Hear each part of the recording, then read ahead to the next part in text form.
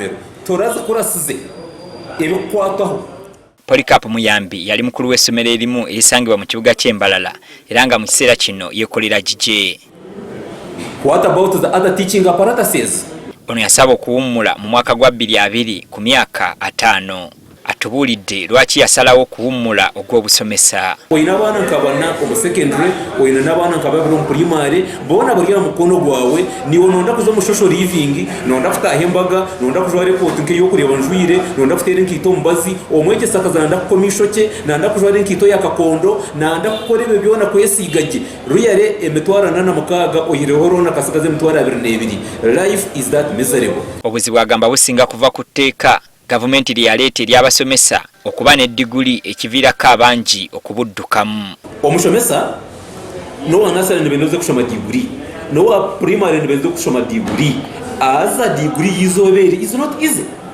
Nesente mbweno omuntu akibalirira kanayikurire ninga kandi hikoyekorera aha myaka 50 ombwirwa kuza kwirukanga kushoma diguli nokwetinza tombana bangi kanshabe package yanjye nze kushomesa abana bangi ombeho kuzara teacher policy. Priska Muganzi mumyuka wa meya mu kibuga Mbalala agamba basomesa ba gavumenti kati baddukidde masomero g'obwannannyini.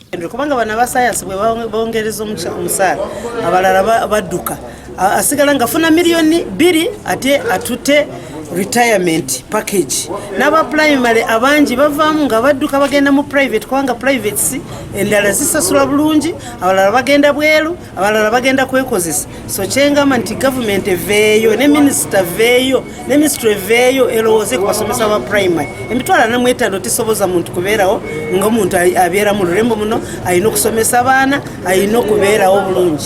Ezira Atuhaire akulira ebyenjigiriza mu kibuga Masaka naye akkiriza ng'omuwendo gw'abasomesa bwe gukendedde kyokka nga abayizi beeyongera obungi. As per the policy, a school that has 7 classrooms should have a minimum of 8 teachers.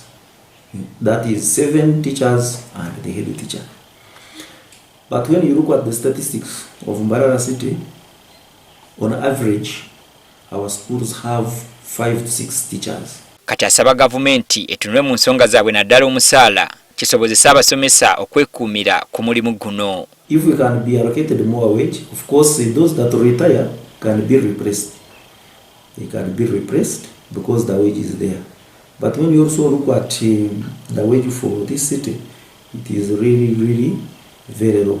Esa Birabe kiraka w'ekibuga ky'Embalala atubulidde ku muwendo gw'abasomesa be bayina mu kibuga ky'Embalala. We have had more than 80 teachers taking early retirement. Primary school teachers, of course, there are also a few secondary school teachers that take early retirement, but these ones, specifically the bigger number, is in the primary.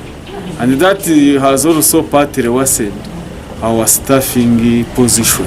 Onagamba bano baagala ensimbi nnyingi gavumenti zetalina. So somehow it has become a bit expensive for government, and that's why you could have seen actually the comment the president was making, that this early retirement needed to be regulated.